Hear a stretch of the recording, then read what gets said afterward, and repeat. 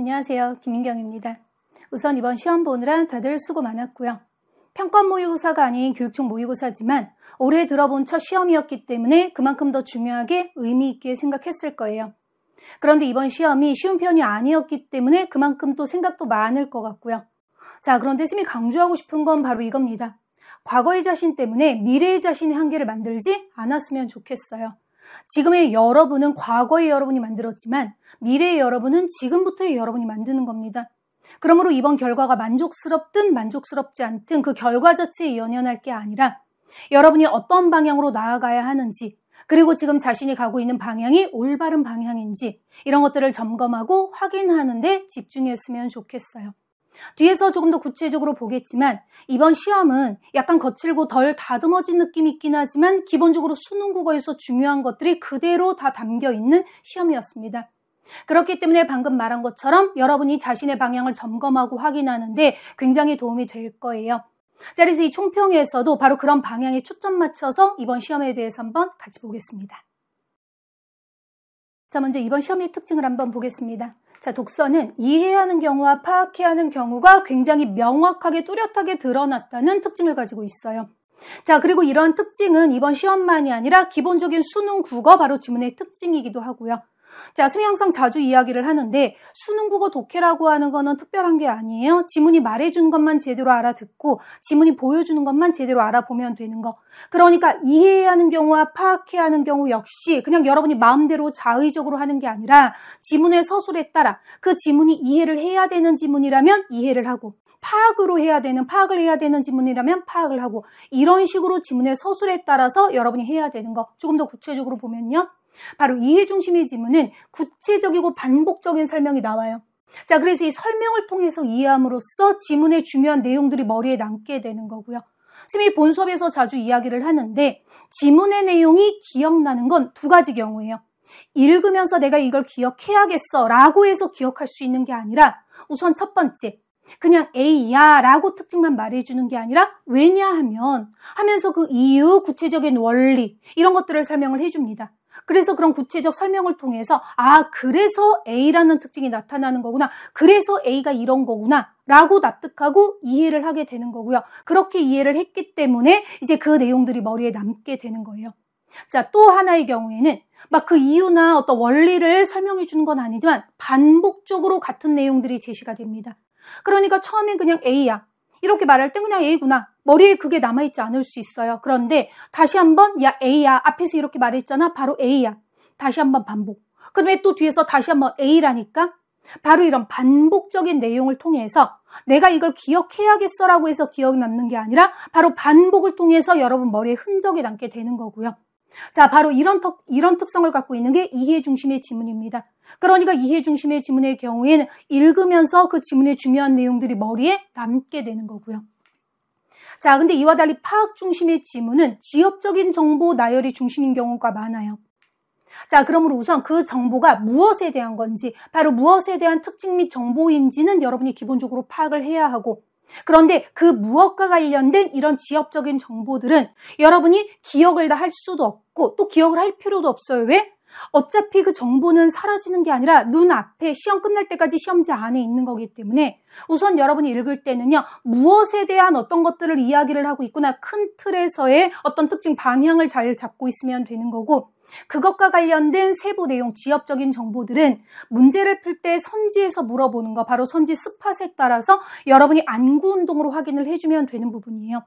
자, 그래서 이렇게 이해 중심의 지문과 파악 중심의 지문은 독해하는 방법과 그다음에 문제 푸는 방법 다르고 그에 따라 시간도 달라요. 이해하는 경우에는 독해에 그만큼 많은 에너지를 쏟아야 되는 거고 근데 방금 말한 것처럼 독해를 하면서 그 과정의 지문의 중요한 내용들이 머리에 남게 돼요. 그러니까 문제를 풀 때 안구 운동을 하지 않고도 머리에 있는 내용만으로 바로바로 선지를 판단할 수 있고 그러니까 문풀 시간을 줄일 수 있는 거죠. 자, 반대로 파악해야 하는 경우에는 독해 시간이 그렇게 오래 걸리진 않아요. 왜냐면 이해보다는 우선 무엇에 대해서 말하고 있구나. 그래서 이것과 관련해 어떤 정보들이 나열되고 있구나. 라는 거 중심으로 파악을 해주면 되는 거고 대신 그렇게 파악한 후에 문제를 풀 때는 선지에서 당연히 이런 지엽적인 정보들을 물어보거든요. 그러면 그 정보들을 확인하기 위해선 이제 지문에 해당 부분 안군동을 통해서 확인을 해야겠죠. 그러니까 상대적으로 문풀 시간이 오래 걸리게 되는 거고. 자, 하지만 지금 이렇게 두 가지가 서로 다르기 때문에 결국 이런 밸런스 측면에서 절대 시간 부족의 문제가 나타나지 않게 되는 거예요. 그러니까 시간이 부족한 경우는 독해 속도 자체가 느려서라기보다는 바로 비효율적으로 독해를 하고 문풀을 해서 바로 특히 파악해야 하는 경우에 아무리 열심히 반복적으로 읽고 해도 결국 문제를 풀 때 정확성을 위해서는 안구 운동을 해야 하거든요.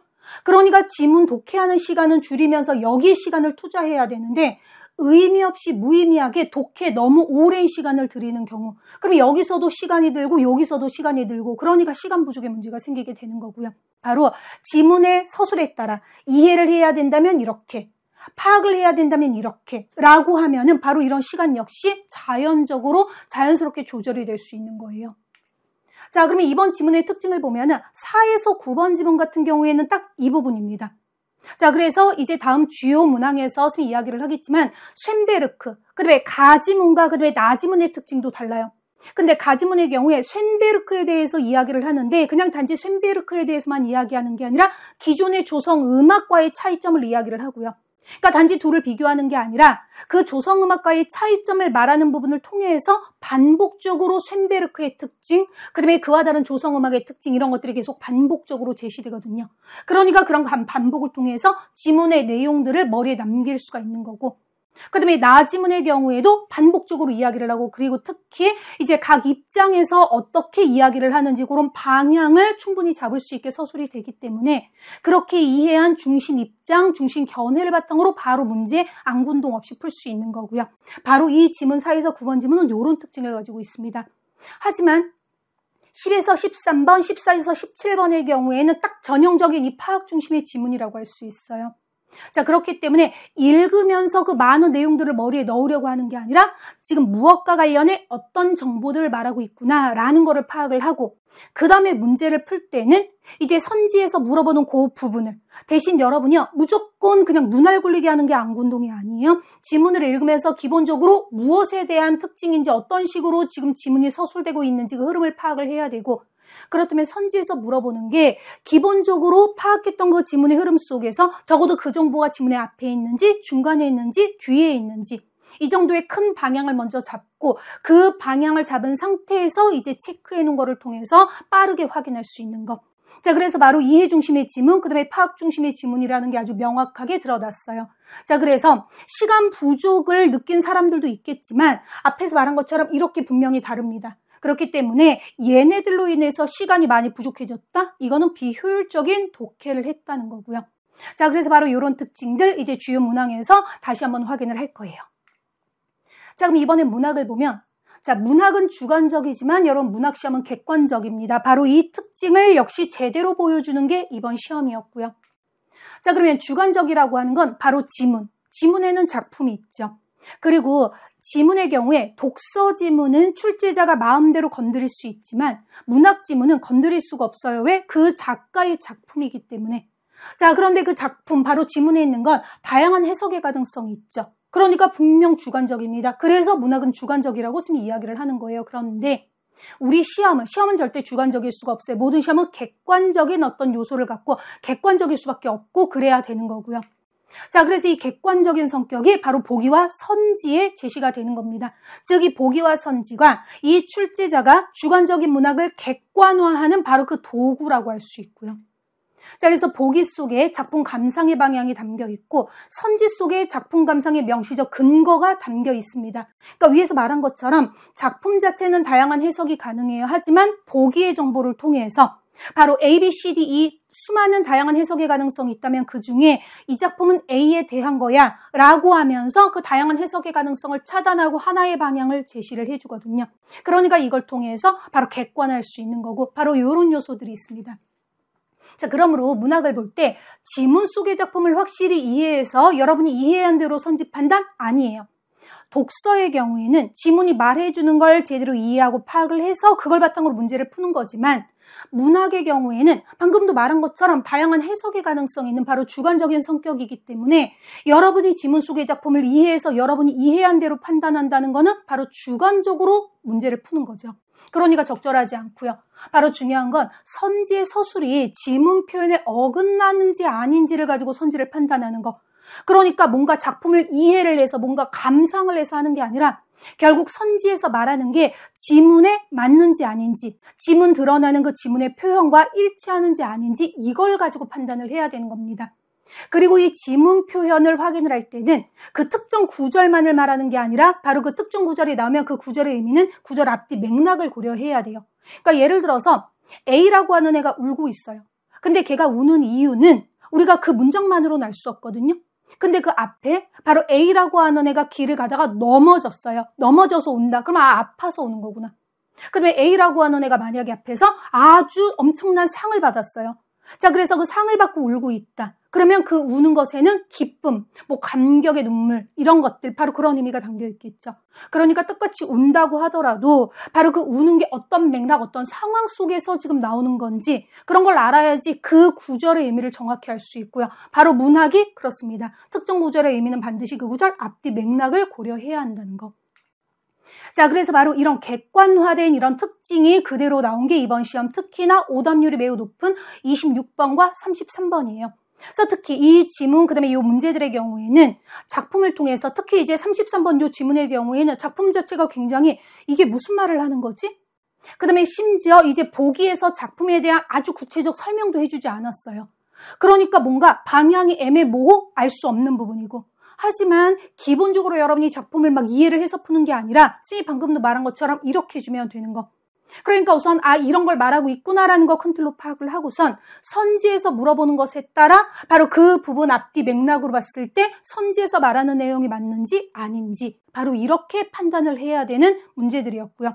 실제 요즘 문학 어렵다고 하는데 문학 오답률이 높은 것들은 다 이런 특징에 해당합니다. 작품 자체가 뭔가 까다로우니까 이런 식으로 보는 학생들은 우선 작품 자체에서 뭔가 무너지게 되는 거고요. 하지만 중요한 건 이게 아니라 이겁니다. 왜? 우리는 문학을 하는 게 아니라 문학 시험을 보는 거기 때문에. 자, 그래서 이런 특징들 역시 주요 문항 해설에서 이제 같이 볼 거고요. 자, 그럼 이제 이런 것을 위한 여러분의 학습 방향을 한번 본다면 자, 독서는 아까 말했던 것처럼 이해하는 경우와 파악해야 하는 경우를 명확하게 잡고 그에 따라 이제 효율적으로 독해를 해야 돼요. 자, 그래서 이걸 위한 세 가지 도구 바로 스팟 잡기, 지문 표시, 안구 운동입니다. 우선 이 스팟 잡는다는 거 기본적으로 지문의 스팟이 중요해요. 바로 지문 이해의 파악의 중심이 되는 거고요. 자, 근데 이 지문은 원래부터 있는 게 아니라 출제자가 문제를 내기 위해서 재구성한 지문이에요. 그러니까 그 지문 스팟은 곧 출제자 스팟이라고 할 수 있어요. 출제자의 의도, 바로 출제자가 어떤 의도로 지문을 구성했는지 그리고 어떤 식으로 변형을 했는지가 다 지문 안에 이미 반영이 되어 있고요. 자, 그리고 방금 말한 것처럼 바로 출제자가 문제를 내기 위해서 구성한 게 지문입니다. 그렇기 때문에 바로 이 출제자 스팟은 문제 및 보기 스팟과 선지 스팟으로 연결이 되는 거고요. 그렇기 때문에 특히 이해를 해야 하는 경우에는 바로 이런 지문의 내용을 제대로 이해하고 파악을 한다면 특히 이해를 한다면 그에 따라 바로 그것에 대해서 물어보는 문제들을 수월하게 잘 풀 수 있는 거예요. 특히 이해를 해야 하는 경우에는 안군동 없이 바로 지문에서 이해한 내용으로 바로바로 선지들을 판단할 수 있게 되는 거고요. 자, 그런데 완벽하게 이해를 해야 되는 경우가 아니라 이제 파악 중심의 지문의 경우엔 바로 이 지문 표시하고 안구 운동이 함께 이루어져야 되는 거고요. 바로 기본적으로 독해를 할 때는 이해가 아니라 파악의 경우에는 우선 이 지문이 무엇에 대해 말하는 거구나, 뭐 어떤 식으로 어떤 것들에 대해 말하는 거구나, 기본적인 흐름을 파악을 해야 되는 거고, 그리고 이걸 바탕으로 이제 문제를 풀 때는 선지에 있는 지엽적인 정보를 확인을 해야겠죠. 바로 그 지엽적인 정보에 대한 정확한 판단을 위해 지문 속 정보를 빠르게 확인할 수 있게 해주는 게 바로 이 지문 표시, 그다음에 안구 운동인 거고요. 자, 그럼 문학의 경우에는 출제자의 객관화 도구를 활용하는 능력을 여러분이 최대치로 올려놔야 되는 겁니다. 앞에서 말했던 것처럼 바로 객관화 도구라는 거는 기본적으로 보기하고 선지고요. 그 다음에 우선 작품이 기본적으로 있고. 자, 그래서 먼저 작품을 읽을 때는 앞에서도 말한 것처럼 앞뒤 맥락을 고려해서 합리적으로 작품을 해석해야 돼요.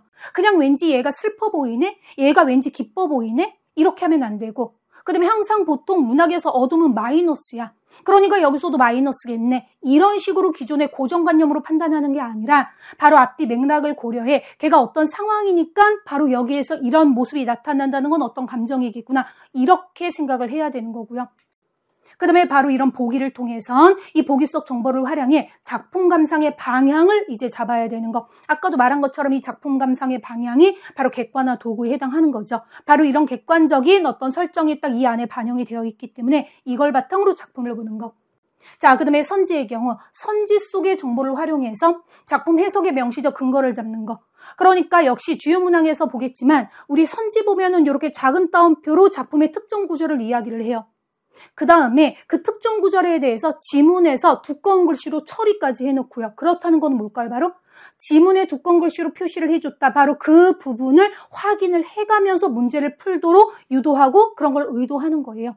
그러니까 바로 선지에서 말하는 그 정보, 바로 그게 작품의 어떤 부분인지. 자, 그래서 작품 해석의 명시적 근거를 이 선지를 통해서 잡고 그 선지에서 말하는 내용이 작품의 앞뒤 맥락 고려에 일치되는지 나쁘지 않은지 이렇게 판단할 수 있는 그런 능력을 갖추는 게 중요한 겁니다.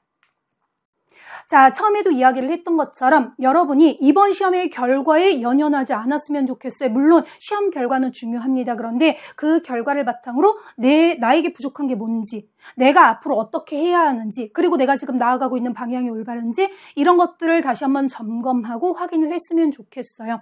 그렇게 한 후에 이제부터 여러분이 올바른 길 제대로 된 방향으로 나아가면 됩니다. 그렇게 하면 바로 그런 여러분, 지금부터의 여러분이 미래의 여러분을 바꿀 수 있다는 거 여러분이 명심해 줬으면 좋겠어요.